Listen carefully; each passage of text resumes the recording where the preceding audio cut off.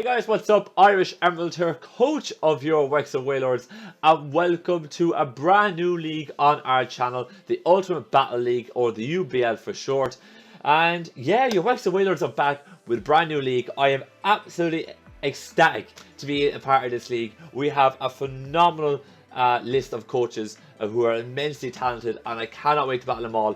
They are highly skilled, doing a few of them in bigger leagues as well. I can't wait. I really can't wait. It's going to be absolutely fantastic. And as well, the league's got a huge amount of hype behind it. Between the Twitter and the YouTube videos and all that kind of good stuff, every coach is going to be releasing their battles on YouTube as well, which is absolutely brilliant. It's going to be a really exciting league. If you guys want to see who each coach is, a link to every coach will be down in the description below, as well as the post-draft power rankings for the league. So we do have power rankings for this league as well. I'll be linking the first episode down in the description below as well, so you can go see where your Wexford Wailords ranked. But of course, stick around and see what we're going to be drafting, because of course, for every single league that we do on the channel, we have to have a draft recap. So before we get into what we're going to draft, let me go through a few bits and bobs, a bit of information for you guys, so you have an idea as to what's going to be coming on the channel over the next little while. So basically, we have 16 coaches in this league. We're split into 2 conferences, so 8 coaches in each conference. The regular season is going to last 11 weeks. We're only allowed to have 1 Z-moved user, so a Z-captain allowed. We've been in leagues with this rule before, so we're no stranger to that. After that, it was a tier-based draft system, so we basically the Pokemon was split into different tiers, and we were given a certain amount of points. And to draft the Pokemon for each tier costs a certain amount of points. We've done this before on the channel, so hopefully you guys are fairly familiar with that system. Then regarding the videos, team building videos will be out on Saturdays, battle videos will be out on Sundays, and of course the top 3 from, well, I shouldn't say of course, but the top 3 from each conference will make a playoffs, with the top seed from each conference getting a round 1 bye for the playoffs. So yeah, of course, as always, the aim is to make playoffs whenever we go into one of these leagues, and I'm very confident we can do that. I think we have a decent enough team. I wasn't too comfortable with the draft when I first finished it, but the more I've thought about it, the more comfortable I've gotten with it, and the more I've kind of figured out how to use it a little bit more. But I'm going to go through my thought process throughout the draft and all that kind of fun stuff pretty much now. But yeah, my round 1 pick, we were 6 in the draft. I figured, well, for me personally, I like being around the middle of the draft, number 6, or numbers between 6 and 10, because it gives you, it's the best place to actually help you plan a draft, in my opinion. So I was very happy where we were, and I managed to pick up a former Wexford Wailord, and that is Megalopunny. Lola the Lopunny is back. We haven't used Lola in so long. It's been such a long time since we used Lola in draft format, and I cannot wait to use her again. If you guys don't recall, Megalopunny is a terror in league format. It destroys things. It's incredibly fast. It's incredibly powerful. 135 base speed, 136 base attack. It's insane. And of course, with the scrappy ability, it means that there's no Pokemon that resists R2 stab moves, being normal and fighting. So delighted to have this Pokemon on board. As well, we get a nice bit of priority. We get a couple of nice gimmicky moves like Encore and such that can help us do a bit of stall breaking. Really nice Pokemon to have all around. It's going to be insane. I'm going to love using her, especially seeing as how one of the things that was missing from my last draft was kind of just out and out sheer power, and I think with Lopunny we're definitely going to get that. So I saw Megalopunny was still on the board when it came to my pick. I said, give me Megalopunny. Haven't used her in so long, I want to use it right now. So Megalopunny is back as one of your Wexford Wailords. Excited to use her. And when I got Megalopunny, I decided that the best way to kind of use Megalopunny is to either have it A as a wall breaker or B as a sweeper, and it's really good as a sweeper. It's probably one of the best sweepers out there because it has priority. It has 2 forms of priority actually, and it's so fast and so powerful that I can just pick things off late game. But to facilitate that, you will need another wall breaker, and you're going to need to be able to get chip damage along the way. So the kind of idea was, Lola definitely fits my playstyle a little bit, because I do like having a lot of hassle control and being able to kind of chip away at my opponent's team and then picking them off. So that was the kind of idea behind that, but again, having a little bit of versatility to that. So my round 2 came around then, and I knew that I really needed a wall breaker, and I said, right off the bat, let's get a wall breaker immediately. Let's get a really powerful wall breaker, and while they're still up on the board, and our wall breaker is gonna be Neat the Tapabulu. Neat being the Irish Celtic god of war, which is absolutely insane. I had to call Bulu that. I was like, no, Irish Celtic god of war, easily. Neat the Tapabulu is on the squad. I have never used Tapabulu now in a draft format. It's never kind of fallen to me, and as soon as it was my pick, I saw it was there, and it has just got phenomenal wall breaking potential. Base 130 attack just means we can just stomp through things a lot like Megalopunny, but we also get access to Sora Stance, so we can force a switch, and with Sora Stance we can set up to +2, and we can really nail somebody. On top of that, we also have really nice coverage in Superpower and all that kind of fun stuff. The Grassy Surge allows us to have grassy terrain. If you're not familiar with grassy terrain, it basically means that any grounded Pokemon will get recovery at the end of each turn, and it also neuters the moves Earthquake, Magnitude, Dig, all that kind of fun stuff. So really happy to have Bulu. Really good, solid wall breaking potential there, and as well as on top of that, we get Nature's Madness, which actually does which cuts my opponent's Pokemon's HP by half every time it comes in. So we get a nice little bit of play there. On top of that, Grassy Terrain boosts my grass type attack. So Bulu's grass type attacks is going to be nailing things, even if they are resisted. And the one thing I kind of want to mention about Neat, our Tapabulu, is that he is going to be our Z captain for this league. I had a couple of Pokemon that I was considering to be our Z captain, and I would kind of mention them as I go along. There was really only one other Pokemon I was considering, to be fair, but I figured Bloom Doom in grassy terrain was just too powerful of an option just to pass up, and I figured let's bring Bulu along for that, or let's make Bulu our Z captain along for that. So after that, I was like, okay, we've got really some solid defensive Pokemon, or offensive Pokemon right there. Let me get a little bit of defense here. Poison absolutely wrecks us with Rex Bulu, and Lopunny can't really do much to Poison types. Like, if they come in a high jump kick, they can resist it, and if they're a proper bulky Poison type, it's not really that much fun. So I came around to my pick again, and I saw this Pokemon up on the board, and I said, you know something, let's go pick this Pokemon right up, because it will fit really nicely on our squad. And that Pokemon is Kalos the Topspecs, which is extremely bulky. All I have to do is look at the stats: 152 defense, 142 special defense. Seriously bulky on both sides, so we can run Topspecs either physical defensive or specially defensive. Our opponent won't know what to do. With the grassy terrain, Earthquake is not an option. It's not a real option to deal with physically defensive Topspecs, because we can come in. Earthquake is nerfed with the grassy terrain up, so Topspecs fits really nicely with Bulu there. And again, we have we have the Regenerator ability on top of all of that. So that means when Topspecs gets damage, we can switch out and all that kind of good stuff. We have Recover, so we can heal up as well.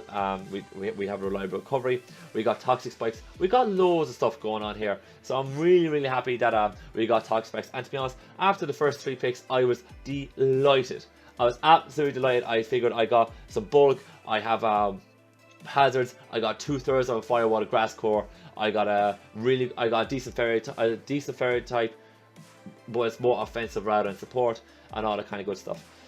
Speaking of the support of fairy types, I won't lie.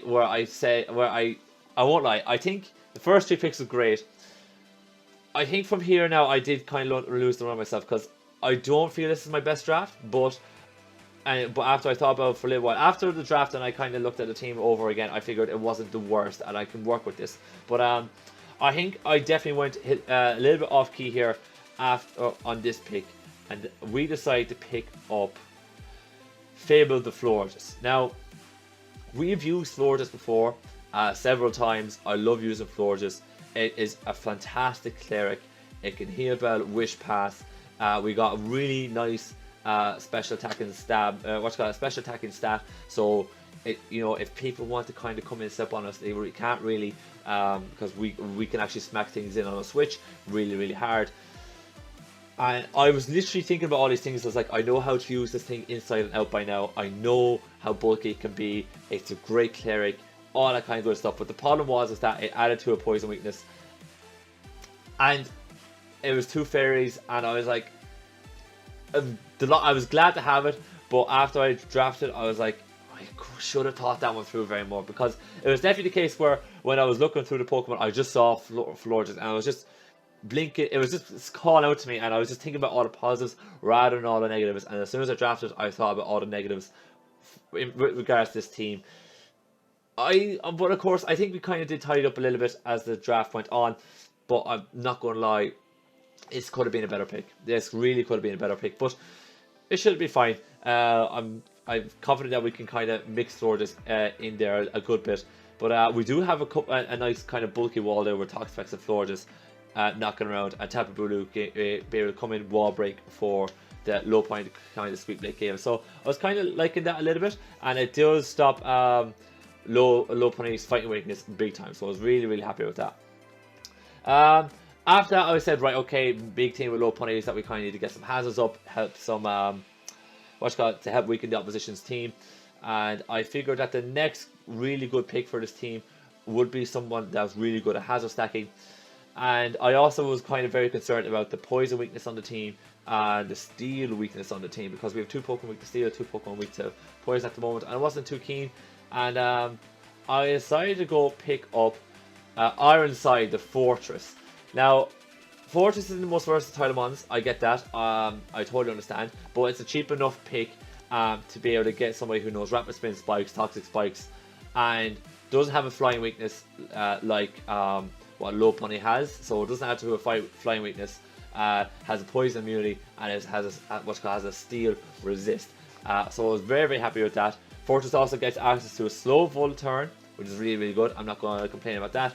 And then like we can do explosion shenanigans and all that kind of good stuff if we want to be a suicide lead. So really happy that we got Fortress here. I think Fortress is going to be really.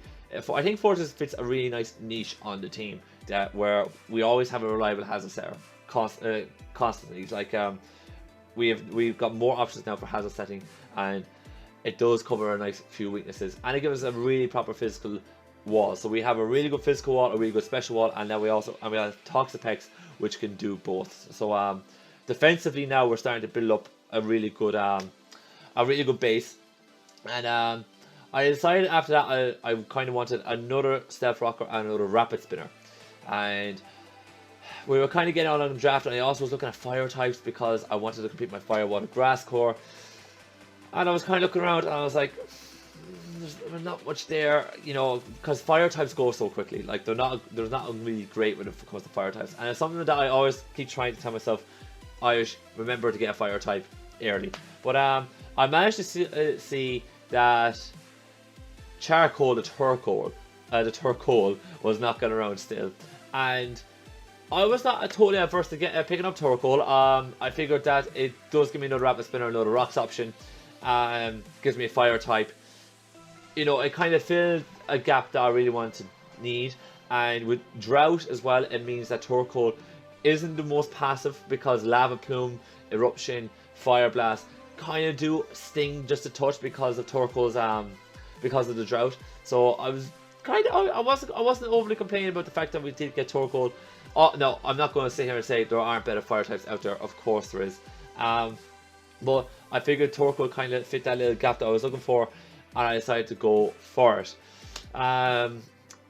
The only problem is now with the last 4 picks really, is that they're really defensive. Now, granted, Florges can kind of, it isn't the most passive because it has got a really high special attack stat, and Topspecs being so bulky, it can actually just, stall things out. But Fortress and Turquoise can definitely be taken advantage of somewhat. That's the reason why they're lower tier picks.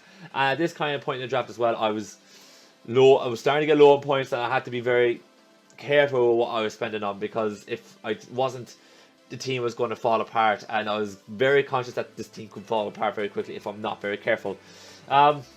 So I was kind of looking around and I said I need more versatility. I need a Pokemon that can just do something like different roles. Very difficult to prep for. Kind of something that you gotta think about the whole time. And that kind of, no, wrong Pokemon, Irish. But that kind of led me to using to picking up this person. So we got Charmed and Mistspirit. I figured that picking up a Psychic type would be very, very beneficial because it stops the fighting weakness for Megalopunny, stops the psychic weakness for Lopunny and Florges. Oh, not Florges, Toxapex. So I was very happy to pick up a Psychic type, and I was even more happy when I saw that Mistspirit was knocking around. I was kind of tempted to go for Uxie, but I said because Uxie is a bit more bulky and has got faster speed, but I kind of want something that was much more versatile, and Mistspirit does fit that versatility role very, very nicely. You can just tell by his stats, 105 base attack, defense, special attack, and special defense. It can do a little bit of both. Like it be defensively or offensively. We have a very nice deep move pool. It's not a bad lower tier pick for me.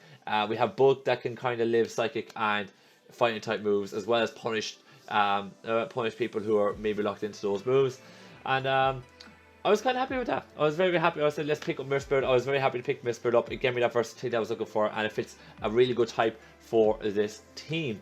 The only downside to Mistspirit is that it does have the levitate ability, which doesn't take advantage of the grassy terrain that Tapabulu gives.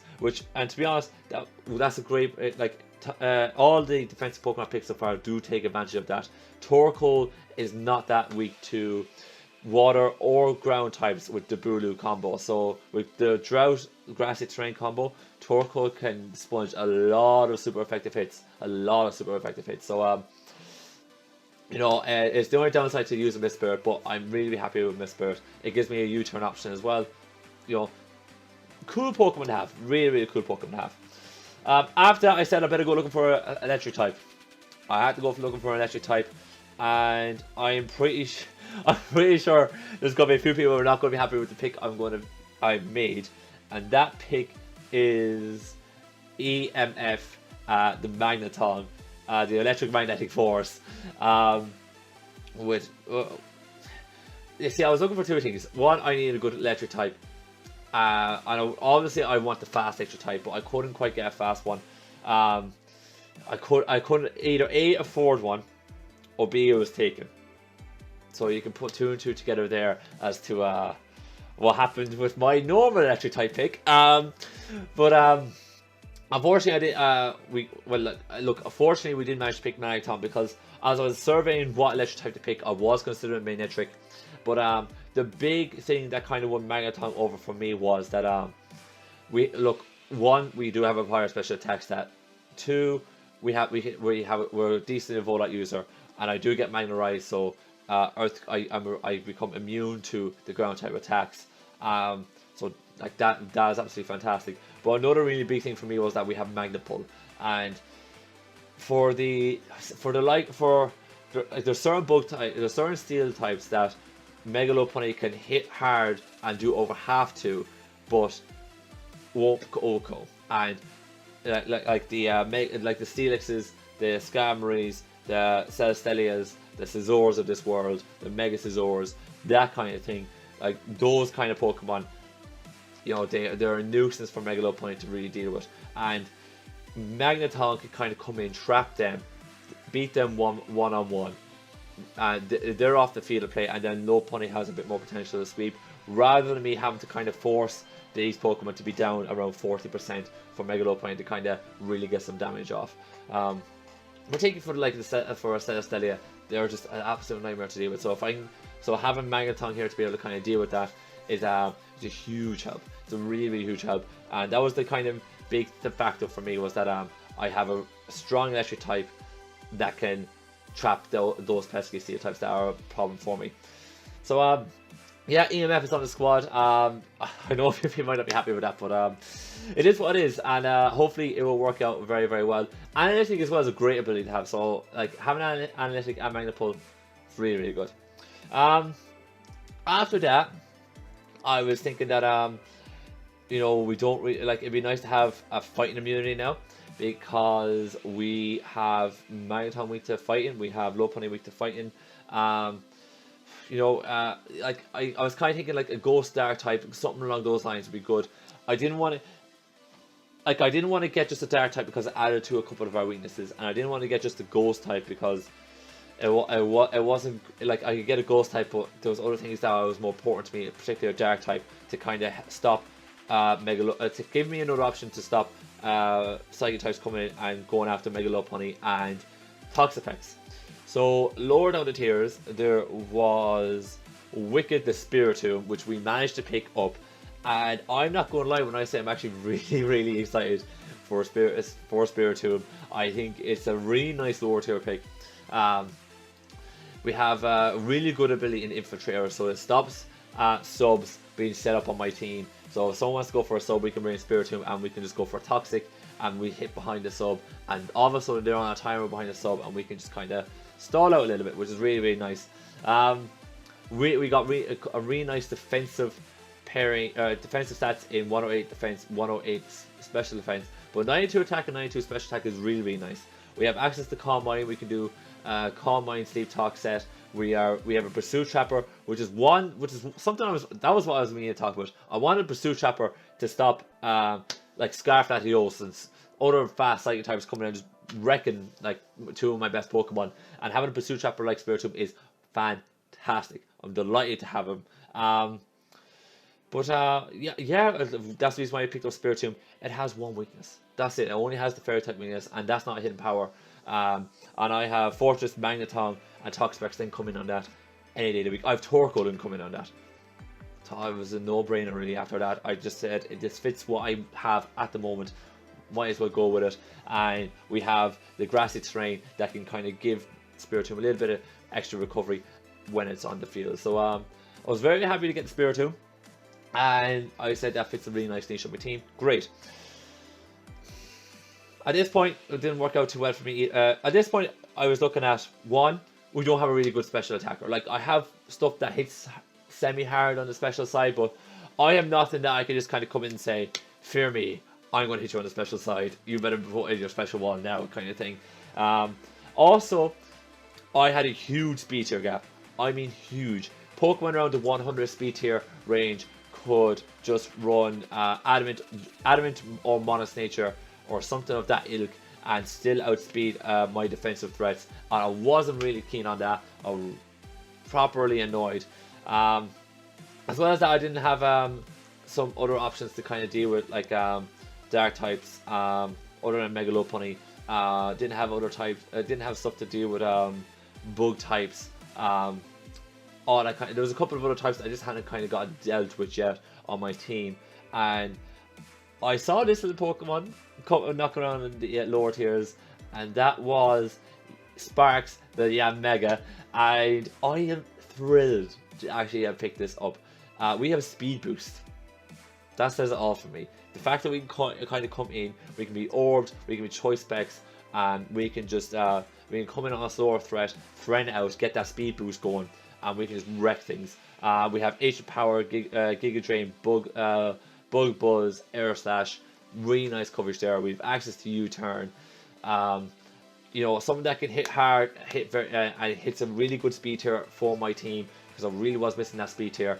And having speed boost means that I can come in on a faster threat, click protect. I'm faster than them after that, and I can proceed to hit something then and just wear it out. So I'm very happy that we managed to pick up Yanmega. I think it is an awesome pick for this team. And as well, we only have one other Pokemon weak to rocks other than Yanmega, and that is Torkoal. So I wasn't too worried about the rocks weakness there. I was like, this suits me down to the ground. Let me pick up the Yanmega and it will be fantastic. The last Pokemon then, was we could draft as many as we want. I think we could draft as many as we want until we ran out of points. And this is literally my last Pokemon here. Kinda at the time I was looking at a few different weaknesses. I know I had a really big fire weakness, a huge fire weakness now after drafting the Yanmega. Bulu, Fortress, Magneton, Yanmega who are weak to fire types. I needed another answer, bar the Topspecs to deal with it. And that kind of meant I kind of needed a rock type. And rock types aren't the nicest, but because they add another fighting weakness to the team, they have so many weaknesses, but I figured we definitely need one. And I also kind of wanted a ground immunity, so I figured we have to get a rock ground type. And what I decided to do was I decided to pick up Landslide the Rhyperior. Furies are probably wondering why we didn't go right on. To be honest, I wanted a little bit more sheer power, because not only does Rhyperior give me that rock type and a good defensive Pokemon, but 140 base attack, something to be afraid of. Really something to be afraid of. 115 HP. You put a soft vest on this thing, would Adamant Nature, max HP.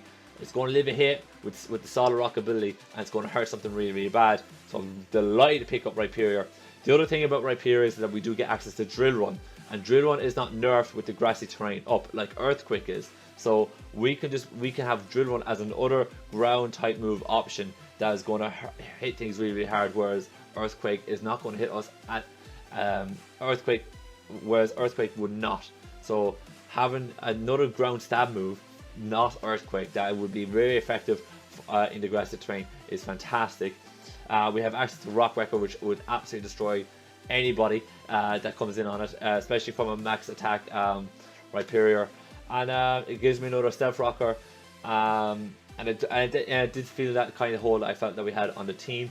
I also have Rock Polish, so you know that could happen. We could run Rock Polish if I feel like there's a way Rhyperior could potentially sweep late doors. But yeah, that was my last pick. I figured that we pick up the Rhyperior, and that is it. So, ladies and gentlemen, this is the team in full. That's it. That's the end. That's the end of the recap. Yeah, I know I've kind of been promising this for a little while for a few of you guys, and I'm sorry for the delay, but I was wanting to make sure I could present this out the best way I could. But yeah, this is the squad for the upcoming UBL League. If you guys have any comments on the draft, please let me know in the comment section down below. I do have 3 swaps that I have in mind, right? If things aren't working out after 3 weeks, I have 3 changes that I know I'm going to make. Provided that they're still there, I've kind of already got them in my head. I'm doing this, and this, and we'll run with that. But for now, I'm going to want to give this team a try. I felt that midway through the draft, we kind of lost our shape a little bit, but then towards the end, we managed to pick a couple of nice solid Pokemon that should aid us immensely. So yeah, please let me know what you guys think of the draft in the comment section down below. If you guys enjoyed the recap, please click like button down below. Please check out the other coaches that are in the description down below, and check out the power rankings video as well. And of course, if you want to see more Wexford Wailord action, some more UBL action coming your way on this channel, or more content in general, please smash the subscribe button down below for me. On that note, I'm going to be out of here. Thank you guys so much for watching, and I'll see you next time.